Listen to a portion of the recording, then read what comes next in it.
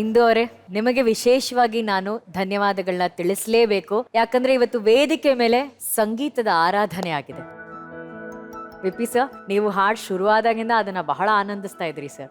ಒಂದು idea present ಮಾಡಿದ್ರೆ ಚಪ್ಪಾಳೆ ಬೀಳತ್ತೆ, ಹೌದು. ಒಂದು ಕಾನ್ಸೆಪ್ಟ್ ಅನ್ನು ಪ್ರೆಸೆಂಟ್ ಮಾಡಿದ್ರೆ ಚಪ್ಪಾಳೆ ಬೀಳತ್ತೆ. ಆದ್ರೆ ವಿದ್ಯೆಯನ್ನ ಪ್ರದರ್ಶಿಸಿದಾಗ ಶರಣಾಗತಿಯಲ್ಲಿ ಆ ಚಪ್ಪಾಳೆ ಇದೆಯಲ್ಲ, ಅದು ಶರಣಾಗತಿಯ ಚಪ್ಪಾಳೆ. ಸೊ ಇವತ್ತು ಇಲ್ಲಿ ನಡೆದದ್ದು ವಿದ್ಯೆಯ ಪ್ರದರ್ಶನ. ಮತ್ತೆ ಅವರೊಂದಿಗೆ ನಿಲ್ಬೇಕು ಅಂದ್ರೆ ಈ ಮಗುವಿನಲ್ಲಿ ಎಷ್ಟು ಸಾಧನೆ ಇರಬೇಕು. ನಿಜಕ್ಕೂ ನಾಟ್ ಟು ಫರ್ಗೆಟ್ ಅನ್ವಿತಾನಲ್ಲಿ ಎಷ್ಟು ಸಾಧನೆ ಅವಳು ಮಾಡಿರ್ಬೇಕು. ಥ್ಯಾಂಕ್ ಯು ಸೋ ಮಚ್ ಇಂದು ಅವರೇ, ಅನ್ವಿತಾ ಅವರೇ. ಇಬ್ರು ಬಹಳ ಒಳ್ಳೆ ಪ್ರದರ್ಶನ ನೀಡಿದ್ದೀರಾ. ಕಾರ್ಯಕ್ರಮದ ಘನತೆಯನ್ನ ಮೇಲೆ ತಗೊಂಡೋಗಿದ್ದೀರಾ. ಧನ್ಯವಾದಗಳು. Thank you so much sir. Thank you. Thank you VP sir. Arjun sir, ತಾಯಿ ಶಾರದಾಂಬೆಯ ಸ್ವರೂಪ ಆವರ್ತನ ಟ್ರೋಫಿ ಅದು ಯಾಕೆ ಅಲ್ಲಿದೆ ಅನ್ನೋದಕ್ಕೆ ಇವತ್ತಿನ ಪರ್ಫಾರ್ಮೆನ್ಸು ಒಂದು ದೊಡ್ಡ ಆನ್ಸರ್. ಯಾಕಂದರೆ ಎಂಥ ಅದ್ಭುತವಾದ ಗಾಯನ. ಆ್ಯಂಡ್ ಇಂದು ಅವ್ರ ಬಗ್ಗೆ ಹೇಳಲೇಬೇಕು. ಯಾಕಂದರೆ ಕನ್ನಡ ಇಂಡಸ್ಟ್ರಿನಲ್ಲಿ ನಮಗೆ ಸಿಕ್ಕಿರೋದು ಇವರ ಕ್ಯಾಲಿಬರ್ಗೆ. ಯಾಕಂದರೆ ಇವರು ಹಾಡಿದ್ರೆ ಅದನ್ನು ರೀಪ್ಲೇಸ್ ಮಾಡೋದಕ್ಕೆ ಆಗೋದಿಲ್ಲ. ಆ ಲೆವೆಲ್ ಆಫ್ ಅದರಲ್ಲಿ ಟೆಕ್ನಿಕಾಲಿಟೀಸ್ ಅಷ್ಟು ಅದ್ಭುತವಾಗಿರುತ್ತೆ. ಮ್ಯೂಸಿಕ್ನ ಅಷ್ಟು ಆರಾಧನೆ ಮಾಡ್ತೀರಾ.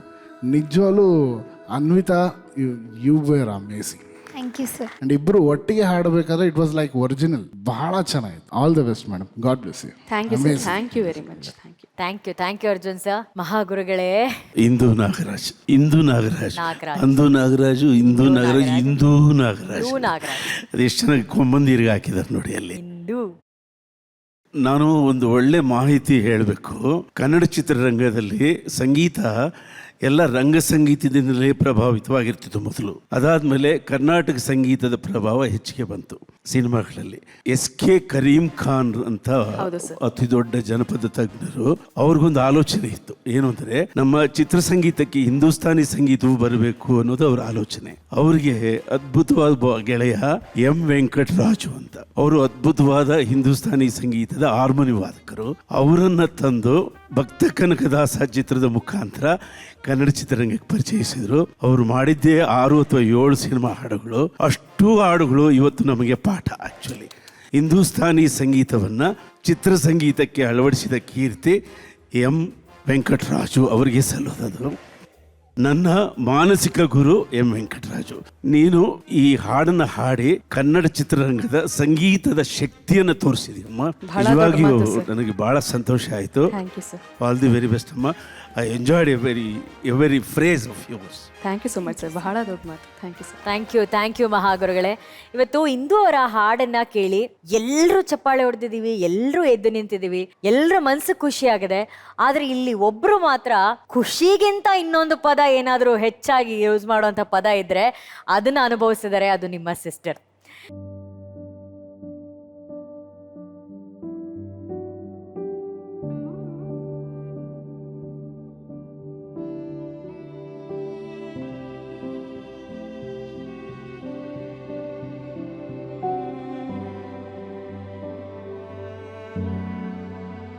ಲಕ್ಷ್ಮಿ ಅವರೇ, ಎಷ್ಟು ಸಂತೋಷವಾಗಿದೆ, ಎಷ್ಟು ಹೆಮ್ಮೆ ಅನ್ಸುತ್ತೆ ಅವ್ರನ್ನ ನೋಡಿದ್ರೆ. I don't know what to say. ತುಂಬ ಚೆನ್ನಾಗಿ ಹಾಡೋದು. ಆ್ಯಕ್ಚುಲಿ ನಾನು ಅವಳ ಫ್ಯಾನು, ಅವಳ ಧ್ವನಿಯ ಫ್ಯಾನ್. ಕೆಲವೊಂದು ಇಂಪ್ರೂವೈಸೇಷನ್ಸ್ ಇಮ್ಯಾಜಿನ್ನು ಮಾಡ್ಕೊಳಕ್ಕಾಗಲ್ಲ. ಇಂದುದು ಹೀಗೂ ಮಾಡ್ಬೋದಾ ಅನ್ನೋಂಥದ್ದೆಲ್ಲ ಐಡಿಯಾಸ್ ಬರುತ್ತೆ. ನಾನು ಇಂದು ದೊಡ್ಡ ಅಭಿಮಾನಿ. So sweet. ಆ್ಯಕ್ಚುಲಿ ಅಕ್ಕ ನನಗೆ ಸೆಕೆಂಡ್ ಗುರು ಅಂತ ಹೇಳ್ಬೋದು. ನಮ್ಮ ಅಪ್ಪಾಜಿ ಆದಮೇಲೆ ನನಗೆ ಸೆಕೆಂಡ್ ಗುರು. ಅವರಿಬ್ಬರಲ್ಲೂ ಇರುವಂತಹ ವಿದ್ಯೆ ಇದೆಯಲ್ಲ, ಅದು ಒಂದೇ.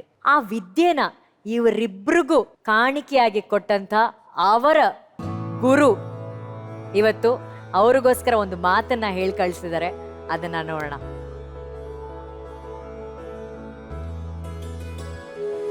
LED ಬಂದ್ರೆ ತುಂಬಾ ಮೆಕ್ಯಾನಿಕಲ್ ಆಗಿರುತ್ತೆ. ಎದುರುಗಡೆ ನಿಂತೆ ಆಶೀರ್ವಾದ ಮಾಡ್ಬೋದು ಅಂತ ನಿಮ್ಗೋಸ್ಕರ ನಿಮ್ಮ ತಂದೆ ತಾಯಿ ಇಬ್ರು ಬಂದಿದ್ದಾರೆ.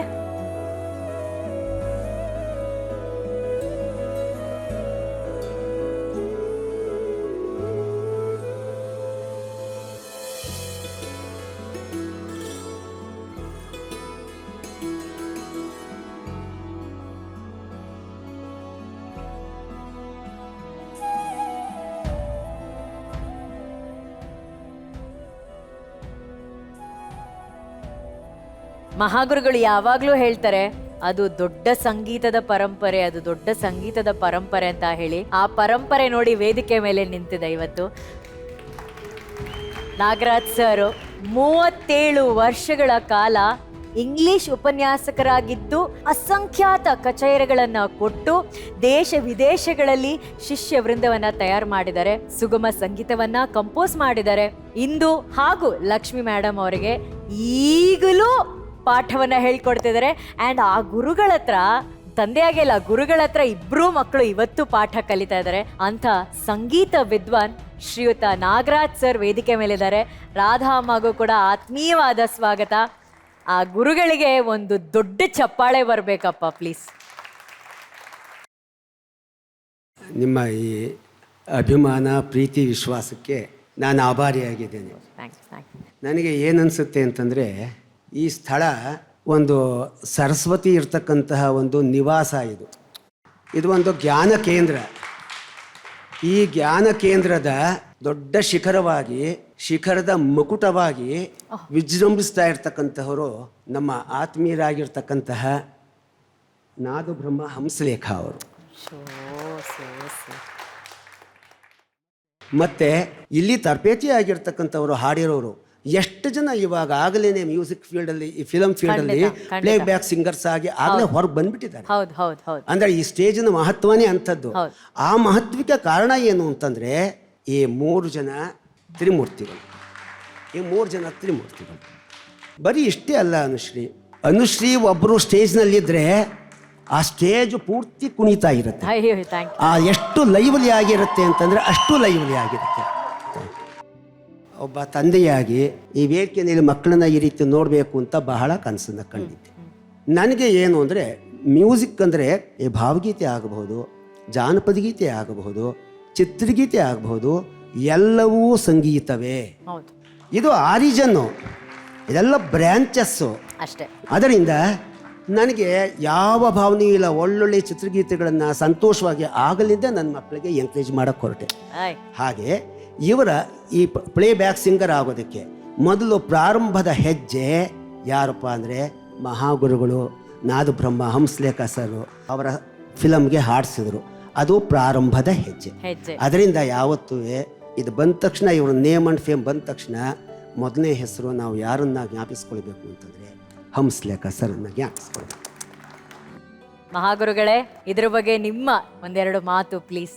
ಈಗ ಕಣ್ಣಂಚಲ್ಲಿ ನೀರು ನಮಗೆ ಸರದಿ, ನಾವೆಲ್ಲ ಇದೆಲ್ಲ ಮಾಡಿದೀವ ಅಂತ ನಮಗನಿಸ್ತಾ ಇದೆ. ಅವರು ತುಂಬಾ ದೊಡ್ಡ ಹೃದಯ ಇರೋ ತಂದೆ. ಅವರು ಎಲ್ಲವೂ ಸಂಗೀತವೇ ಅಂದ್ರಲ್ಲ, ಅದೊಂದು ಸಂದೇಶ ಸಾಕು ಸರ್. ನಾವು ಮಾಡ್ತಾರೋ ಕೆಲಸವೂ ಸಂಗೀತಕ್ಕೆ, ಇವ್ರದ್ದು ಸಂಗೀತಕ್ಕೆ, ಇವ್ರದ್ದು ಸಂಗೀತಕ್ಕೆ, ನಿಮ್ಮದು ಸಂಗೀತಕ್ಕೆ. ಜನಗಳನ್ನು ತಲುಪೋದು ಎಲ್ರಿಗೂ ಸಾಧ್ಯವಿಲ್ಲ. ತಲುಪಿದ್ರಿ ಅಂದರೆ ನಿಮ್ಮಂಥ ಅದೃಷ್ಟವಂತರಿಲ್ಲ ಸರ್. ನೀವು ವಿಜಯಶಾಲಿಯಾದ ತಂದೆ ಸರ್, ವಿಜಯಶಾಲಿ. Thank you sir, thank you sir, thank you. ಧನ್ಯವಾದಗಳು ಮಹಾಗುರುಗಳೇ. ಸರಿಗಮ ಪಪ್ಪ ಸಸ ಪಪ್ಪ ಸರಿಗಮ ಪಾ